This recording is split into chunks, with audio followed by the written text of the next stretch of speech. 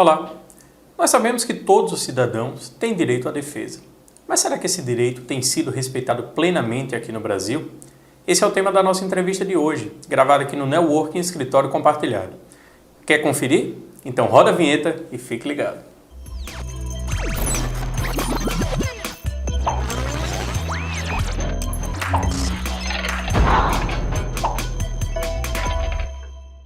E para debater esse tema, a gente recebe aqui hoje o advogado Aurélio Belém do Espírito Santo. Ele que é advogado, especialista em ciências criminais, secretário-geral da OAB Sergipe. Olá, doutor Aurélio, seja bem-vindo ao Debate Legal. Muito obrigado. Luiz, estamos aqui para debater e à disposição para responder as perguntas. A gente agradece pela sua disposição e vamos então falar sobre garantias processuais dos acusados, notadamente nos processos criminais. Quando alguém viola a lei, alguém descumpre alguma lei penal, alguma lei que define algum fato como crime, o Estado inicia a gente chama de persecução penal, que é aquela busca para punir aquela pessoa. Só que nessa busca o Estado ele não pode violar a lei. Se o Estado está buscando punir alguém que violou a lei, ele não pode violar também a lei. É aí que surgem as garantias processuais de todas as pessoas, inclusive aquelas que são acusadas em algum processo. Como é que funcionam essas garantias? Veja bem, Luiz, as garantias elas funcionam como um anteparo, um freio, né, ao Estado leviatã. Né? O Estado tem todo ao seu dispor, todo o poder de polícia, o aparato, né, na busca da persecução penal e o direito de punir, o que a gente chama de jus puniendi. Né? Então, assim, essas garantias elas são nada mais do que os instrumentos necessários à efetividade dos direitos colocados na Constituição, nos pactos internacionais que o Brasil é signatário, ou seja, que ele concordou participar, e na legislação como um todo. Né? Então, os direitos eles são declarados nas leis e na Constituição, e as garantias são previstas também nos mesmos instrumentos legais para conferir eficácia prática a esses direitos. Por exemplo, todos têm direito, um exemplo bem claro, todos nós temos direito à liberdade. Esse direito está lá declarado na Constituição Federal. E qual é a garantia desse direito? O habeas corpus. Também está previsto na Constituição Federal. Então, as garantias elas nada mais são do que instrumentos à disposição do cidadão para assegurar a eficácia do direito no caso concreto, na prática, e um freio ao poder do Estado. Então, ela corresponde, sempre vai existir, digamos assim, uma dualidade. Existe um direito e para que aquele direito realmente a pessoa possa exercer, tem uma garantia para isso, como no exemplo que o senhor deu, liberdade e habeas corpus. Sim, porque não adiantaria nós termos um direito declarado e não ter um instrumento que lhe conferisse eficácia. E a coisa não funcionasse não realmente. Funcionar na prática. Muito bom. Falar em investigação criminal, e agora nesses tempos, a gente não pode fugir de Operação Lava Jato. É uma operação que já tem mais de 2 anos que está aí no Brasil, acontecendo em vários estados, com várias fases e vários desdobramentos. Muitos advogados de defesa dos réus dessa operação, eles vêm falando que existem muitas violações, que muitos direitos e muitas garantias dos réus não vêm sendo respeitadas. A gente vê alguns casos, por exemplo, de réus que são conduzidos coercitivamente a depor sem terem sido intimados previamente. Ele já vai lá debaixo de vara, para usar a expressão do ministro Marco Aurélio, do Supremo Tribunal Federal. O senhor acha que realmente existem essas violações? Em alguns casos? Eu não tenho a menor dúvida, Luiz. A Lava Jato ela é uma operação fantástica, ela tem um ideal, uma missão, um objetivo muito importante para o nosso país. O combate à corrupção, punir, investigar aquelas pessoas, aqueles políticos, empresários, aquelas pessoas consideradas sempre poderosas e que nunca estiveram ao alcance da justiça criminal. Esse é o grande mote da Lava Jato. E, diante disso, ela conquistou, né, o apelo popular. Né? E aí sim, talvez seja o problema. Todos nós, quem comanda a Lava Jato, são seres humanos, né? E estão sujeitos às falibilidades inerentes à pessoa humana, às vaidades, ao poder. E o populismo penal, infelizmente, tomou conta da Lava Jato. Né? É o jogar para a torcida. É o jogar para a torcida. Na verdade, é o poder, é o direito penal midiático. Né? É tipo, a Polícia Federal vai fazer um cumprimento de mandado de busca, a primeira coisa que ela faz, antes de pedir ao juiz autorização para buscar, ela liga para a imprensa para dizer, olha, o juiz vai me deferir hoje, amanhã eu quero que você esteja lá.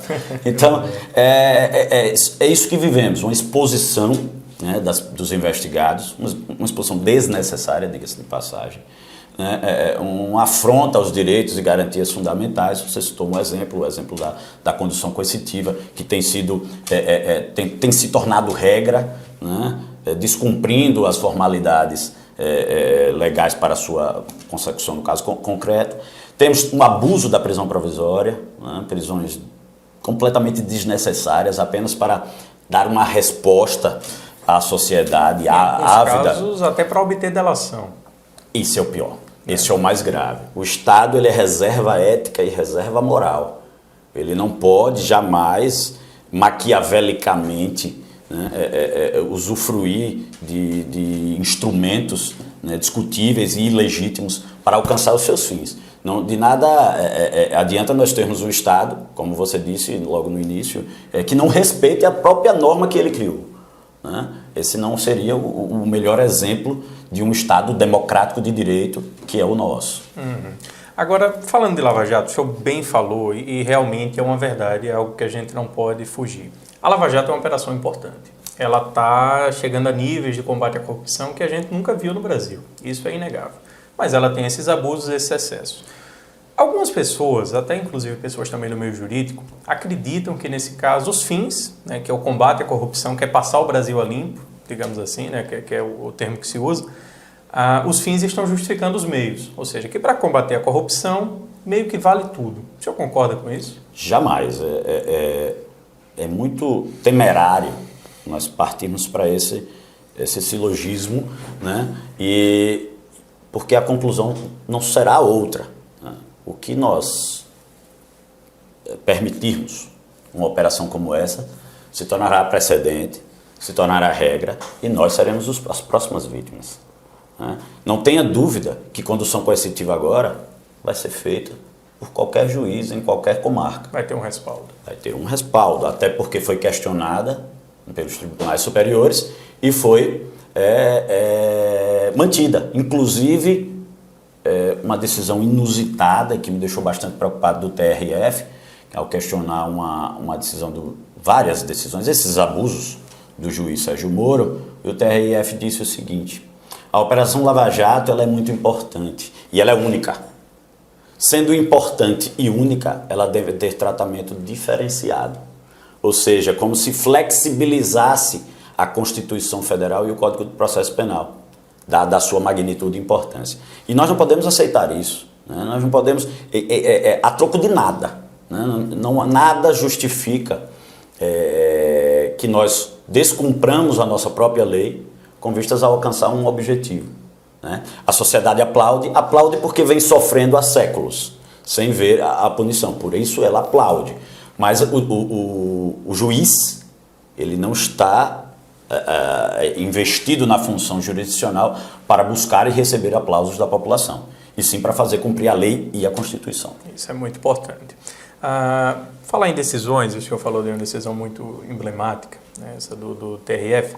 O STF também decidiu recentemente que aquela pessoa que foi condenada em segunda instância, que é a condenação em segunda instância, a pessoa está lá, ela num tribunal de justiça ou num tribunal regional federal, ela é condenada pela prática de um crime a uma pena privativa de liberdade, uma pena de prisão. E aí, antigamente, existia a possibilidade, ainda existe, na verdade, a possibilidade de um recurso ao STJ ou ao STF e a pessoa poderia recorrer em liberdade. Né? Não teria ainda transitado em julgado, ou seja, ainda haveria a possibilidade de recurso. Hoje, o STF já entende de forma distinta que a prisão em segunda instância ela seria permitida, ou seja, que a partir do momento que a pessoa é condenada em segunda instância, mesmo que ela esteja recorrendo aos tribunais superiores, ela pode ser recolhida à prisão. O senhor concorda com essa decisão? Discordo completamente. Eu tenho dito que o Supremo, nesse caso, não decidiu. O Supremo reescreveu a Constituição Federal. E o Supremo ele foi investido na função de guardião do texto constitucional, e não do seu autor. Né? O Supremo, o texto é bem claro. E nós, desde os bancos acadêmicos, nós sabemos que o que é claro não precisa ser interpretado. Né? E está tão claro o princípio da presunção da inocência no texto constitucional, de que ninguém poderá ser punido até que se alcance uma sentença penal condenatória transitada e julgado, não havia o que o Supremo se imiscuir no sentido da norma, porque a norma é clara, né? Mas, infelizmente, o Supremo, atendendo a esses apelos sociais, a chamada voz das ruas, que virou fonte do direito, infelizmente, guiou o Supremo numa decisão que eu acho das mais drásticas, inconsequentes e perigosas da história.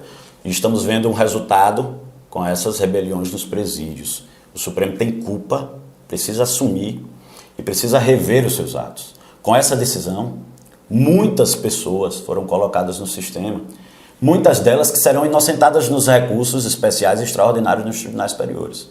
É um absurdo você pagar por algo que você ainda está discutindo. Infelizmente, o Supremo, por maioria, assim decidiu. Esperamos, né, que uma nova composição ou que uma nova luz recaia sobre os ministros e eles repensem essa situação, a fim de que nós possamos ter o devido processo legal e o verdadeiro Estado democrático de direito. Garantidos, né, plenamente, como a Constituição manda. O senhor falou em presídio e que a gente vive uma das maiores crises no sistema penitenciário brasileiro, né? Rio Grande do Norte, Amazonas e outros sem número de estados, até aqui em Sergipe mesmo, a gente já está, não chegou àquele ponto ainda, mas a situação não é favorável. O número de prisões preventivas, que são aquelas prisões antes da pessoa ser condenada, né? Uma prisão, digamos assim, para garantir que a lei vá ser aplicada, na teoria, é muito alto. Em alguns estados, inclusive em Sergipe, salvo engano, chega a passar dos 50%. É um índice bastante alto. De quem está lá no sistema penal, mais de 50% são presos preventivos, não são presos condenados efetivamente. O que é que o senhor acha disso? E o senhor pensaria em alguma outra solução? Qual seria a solução alternativa para não encarcerar o preventivo? A solução está na lei, e é clara, e é fácil. Existe o artigo 319 do Código de Processo Penal, ele traz as medidas cautelares de meio aberto, aquelas diversas da prisão. São medidas que devem ser aplicadas nos casos concretos para evitar a prisão. A prisão é a última hipótese, né? Então, vamos lá, temos a monitoração eletrônica, a proibição de frequentar determinados lugares, de manter contato com determinada pessoa, de se recolher no horário noturno, de comparecer em juízo para justificar suas atividades. Um número taxativo, porém bastante extenso, de medidas que podem ser aplicadas para evitar se chegar à prisão. Isso não tem sido aplicado na prática. Temos uma cultura segregacionista. Isso precisa mudar. O resultado disso são presídios superlotados. E aqui em Sergipe nós temos um dado alarmante. Nós temos 6.000 mandados de prisão em aberto. As vagas já estão estouradas. Temos um presídio de São Cristóvão aqui, para presos provisórios, com capacidade máxima para 800 e abriga 2.800 pessoas. Se a polícia acordasse um surto de efetividade e prendesse essas 6.000 pessoas que estão com mandado de prisão expedido, onde colocaríamos? Enquanto isso, temos um presídio em Areia Branca, pronto e acabado, sem o Estado gastar R$1, todo com verba federal. E não está aberto para receber preso. Então, falta vontade política do Poder Executivo, falta o Poder Judiciário enxergar que as suas decisões trazem consequências e ele tem que sair do armário e assumir a sua parcela de culpa nesse caos.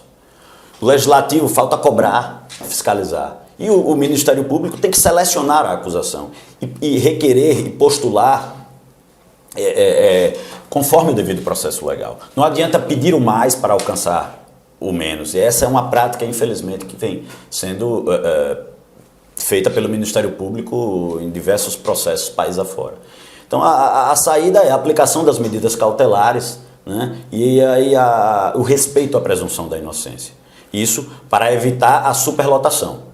Os problemas lá dentro, internos, a separação de presos que não existem e diversos outros problemas de dignidade e tal, também são necessários que sejam adotados. Mas são outras questões. São outras questões. Poderia até ser tema de outro programa, sim, porque é um assunto muito dúvida. Interessante. Agora, o senhor fala sobre as medidas diversas da prisão. A população, geralmente, ela fica satisfeita quando vê o sujeito que cometeu um crime encarcerado. Mas a gente bem sabe que a solução não é essa. Não é prender mais. É prender melhor. O senhor concorda com isso? Sim. Nós prendemos muito, sobretudo prendemos muito mal. Nós temos aqui uma lógica de que só se funciona, o processo penal ele só funciona, a sensação de êxito do processo penal ela só é alcançada com a prisão. Isso precisa mudar, né? Se isso fosse algo verdadeiro, nós estaríamos em outra situação. Se a prisão resolvesse, nós estaremos em outra situação, porque nós prendemos muito, né? Então, já está mais do que provado que a prisão não é a solução e que precisamos investir em outras soluções que a lei já prevê. Basta ter vontade agora, vontade política e vontade jurisdicional para tanto. É preciso desapegar. Quanto à cobrança, a voz das ruas, da população que quer ver o acusado encarcerado, é algo a se estudar, porque se você parar para pensar, Luiz, e for fazer uma digressão na história, nós veremos que a população sempre esteve presente a atos de execução, sempre teve esse lado sádico, né? Então, assistir gladiadores sendo decapitados numa luta na arena, enquanto batiam palma para isso, assistir execuções das ditas bruxas, participar de atos de guilhotina, e sempre foi essa a tônica do ser humano ao longo da história. Não seria diferente, guardadas as proporções, que a população atual exigisse a punição e assim, o sofrimento para aquele que cometeu o crime. Mas essa não é a solução, né? Então, cabe ao Estado, através dos seus representantes, fazer cumprir a lei, né? E tentar demonstrar à população a legitimidade disso, né? E só assim nós iremos conseguir ver uma situação, talvez, não num curto prazo, mas no médio prazo, uma situação diferente desse caos que vivemos atualmente.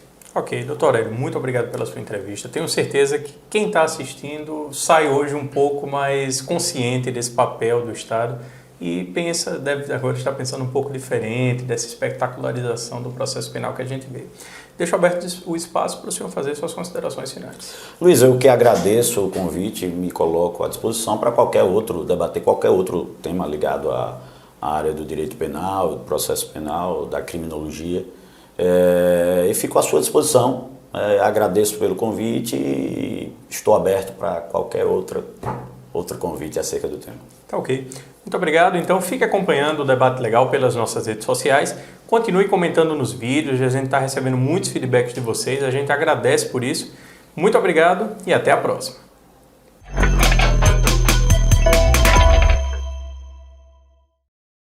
E aí, gostou do vídeo de hoje? Espero que tenha gostado e convido vocês para assistirem os vídeos das semanas anteriores que estão aparecendo aqui do lado. Até a próxima!